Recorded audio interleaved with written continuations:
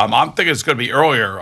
He said he was going to try to do this as quickly as possible. And really, again, everything I've read, everything I've seen, everybody I've talked to say that there's one team that he would consider going to, and that's the Denver Broncos.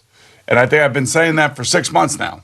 You have been, and Mike Florio, Pro Football Talk, also added the Titans and the Steelers to that mix. Then in a tweet that caused some controversy, but yeah, the Broncos is the place that has made the most sense for a long time now. Yeah, right. And the thing about the Titans, they'd have to move some money around. You got to look at who has the available money for him and what he would require in terms of his average yearly salary. And the other question you have to ask yourself is how much longer does he want to play? Does he want to play 3 more years, 4 more years, only 2 years? Does he want to play at all anymore? Right. Well, that is an option. Those are the answers that you would need if you are an acquiring club for him. But a lot of this stuff now is going to start coming to roost here in the next 24 hours. Who's getting tagged, who's not getting tagged, who's going to get a contract extension. And then after that, let's face it, you're talking about free agency starting. That starts on March 16th. And that is going to be, it's going to be wild. And then on top of that, you have the NHL trading deadline. You also have a potential of maybe baseball coming to some sort of agreement. I just think that baseball doesn't care about April baseball. I don't think there are owners. Yeah, it's been reported in there. There was a Joel Sherman article last week that basically detailed how there is a large faction of owners that believe that they can make money by canceling the April games because of not paying players, which they think they're not going to, even though the players are going to fight for getting full salaries, even if they cancel a month. So it adds another thing on top of all the other things they're fighting. But not paying players, the fact that the attendance is low in April in a lot of cold weather cities, and kids are still in school. So they're like, screw April, who cares? You're going to get you'll get April spring training. And you said what you just said there. You just kind of went over it. You said it clearly. I hope people understand. Well, I said it about 50 times last week. I know you did. I know you did. So the more the owners cancel games, the deeper I think the cut is when it comes to the players and the owners discussing some sort of ended this whole thing, because now they've created a whole nother set of issues. Yeah. Because the players think that they're getting paid for 162 games. Guess what, boys? No, you're not. Yeah. They wanted full salaries during the COVID season. Remember that? Yes, I understand. They said we're going to play 60 games and you're going to pay us full salaries. Yeah, okay. Yeah, I don't think that's going to happen either. No. I mean, I know it's not going to happen. The owner's not going to pay the players. Yeah. You think that, I think Steve Cohen would be happy with the deal right now as it's structured, because this is all about small market teams. Yeah. This is all about the luxury tax and how much money, big market teams can spend before they start spending over that luxury tax, and then that money goes back to the other teams, which is really a ridiculous way of doing things. You have teams spending about $30 million on their roster. Oh yeah, and then pocketing all this revenue sharing money. They should just retract, take them all out. Or put them in markets. Yeah, put them in markets that would care about baseball. I was having a couple conversations, not this past week, and the prior weekend, about the Rays moving to Nashville, which apparently was like a talking point at some point. I guarantee that they would sell out games down there. It would be what they did with the Predators. If you moved a baseball team into Nashville, people would go nuts for that. You put a baseball team in Vegas, they go nuts for it. I mean, I think that there are some markets, especially in Florida, that are it's just pathetic. I mean, the Marlins and the Rays right at the top of the list. Nobody is supporting those teams at all. And you put them in cities that would care. And the thing about it is the Rays are at least somewhat successful. But still nobody cares. They can't sell out playoff games. I know. It's sad, actually. Yeah. You would also like to think that there would be other cities out there that would love to have a baseball team, whether they be, Canadian cities or, maybe a team out in Portland or something. Who knows? Yeah, does Portland still have those autonomous zones out there? Remember that whole thing? Yeah, I don't know. Do they still have those? They may have them. I don't know.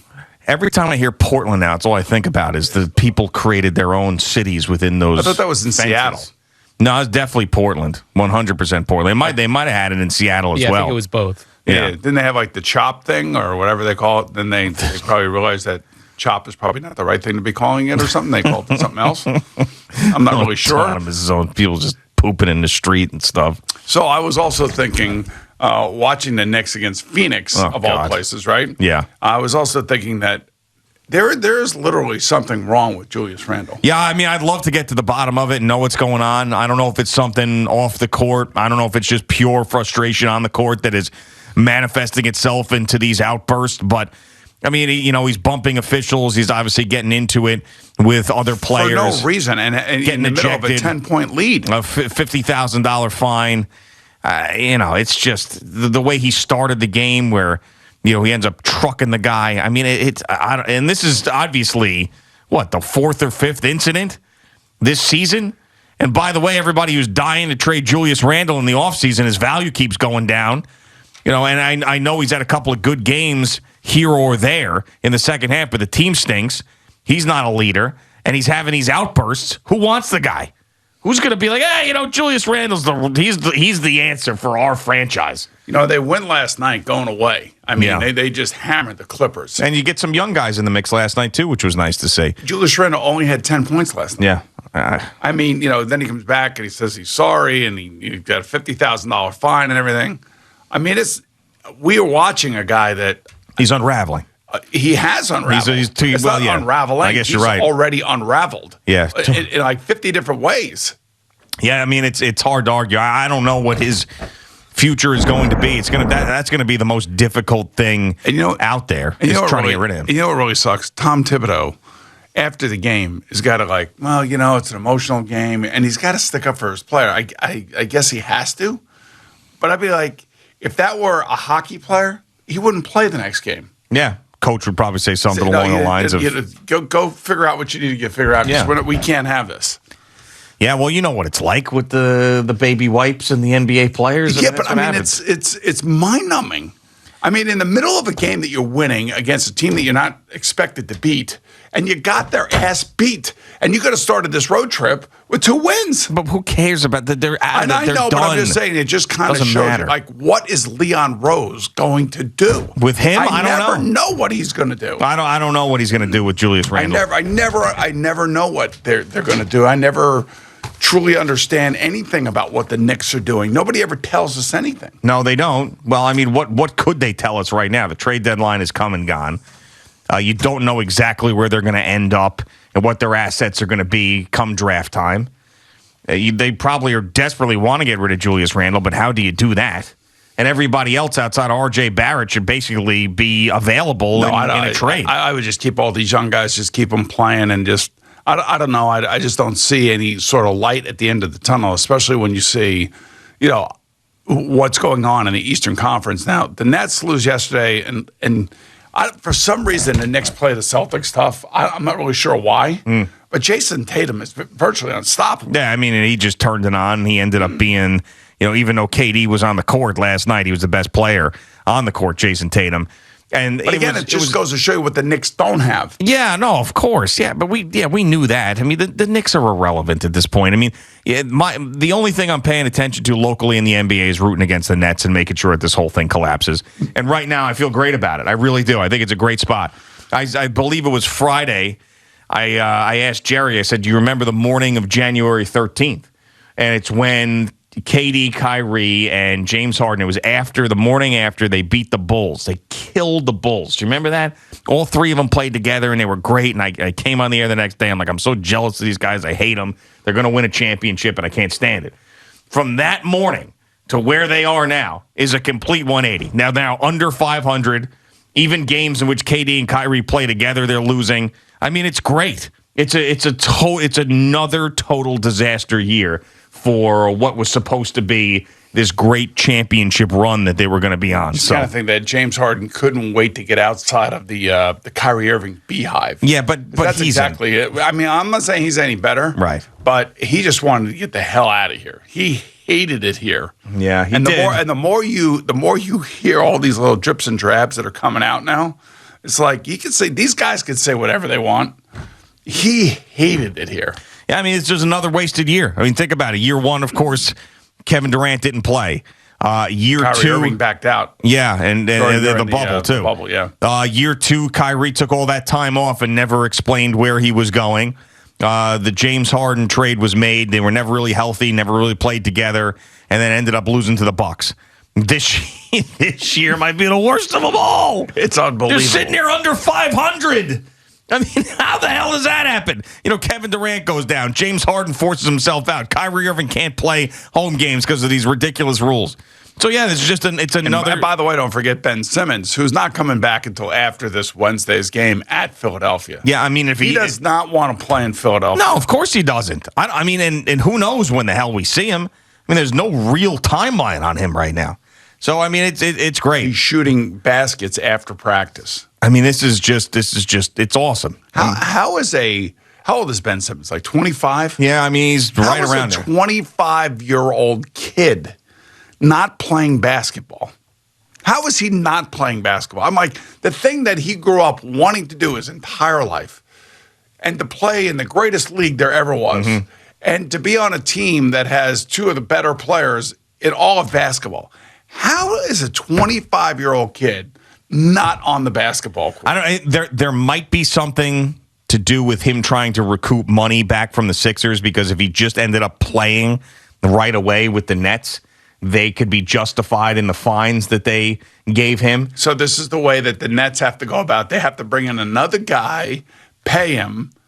He doesn't play. The guy the Nets trade to the 76ers, now all of a sudden, like even though he sat the other night and they lost, goes out there, wins 3 straight games in a row, and looks like the all-star he always has been. Yeah.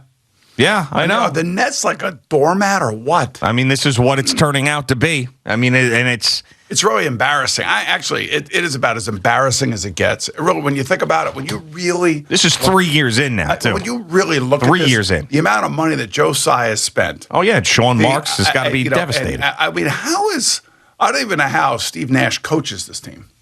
Yeah, is he coaching a team? I'd be like, how does a guy like that show up every day at work and look at that stuff out on the basketball court and go, what are we doing? I will say this. Yeah. If Ben Simmons decides to come back. Well, who knows, though, what you're going to get from him. And somehow they get into this play-in situation, and they make it, and they got the big 3 going, and then maybe they go on a run. Maybe we'll eat our words, but it's still a possibility. But the way things are going, unbelievable thing. They've never played together. In professional sports, yeah. The amount of money that has been spent for what they have received in return is insane. Oh yeah, I mean, and we are 3. This is year 3, so this is not like, hey, give it some time, see what happens. This is year 3 of this experiment. So Kyrie is he's available for an extension. He's got a player option, but he's also available for an extension if they want to give him an extension. If you are the Nets, do you give him an extension? I mean, honestly. Well, I mean, if Kevin Durant wants that, then yes. I mean, I think you have to save face somehow. By the way, let me just say something. Whatever Kevin Durant wants or LeBron James, screw that. Well, that's what happens. Can we run the team like we're supposed to run the team? No, not in the NBA. Not in the NBA. You know how it works. Star player gets whatever he wants. There's a couple of guys that are out there that get whatever they want. Kevin Durant's one of them. He wants to give it a go again next year with Kyrie Irving and Ben Simmons. That's what's going to happen. Well, he has no choice about Ben Simmons because he has a long-term contract. Well, so what does that mean? Together. The question really is, does Kevin Durant really want to deal with the Kyrie beehive stuff, like all the stuff that goes on around him and everything that, no matter how he signed an extension, so... I mean, he wants to be. He's going to stay in Brooklyn. I would imagine. Are the Nets going to give Kyrie Irving an extension, or is he going to play on a 1-year player option? I don't know. I'm not sure. I mean, I think we'll find out with the way the rest of the season goes. I guess they have to give him an extension. I mean, if they end up going to the NBA Finals, then yeah, then give him an extension. Still a long way to go in this season to see how it plays out, but I'm feeling pretty good about this being a pure disaster, 100% unmitigated. Well, we're right in the middle of it. Pure disaster. Yes. All right. Thank you for watching. Please like, comment, and subscribe. And don't forget to hit the red bell so you're notified when we have new content.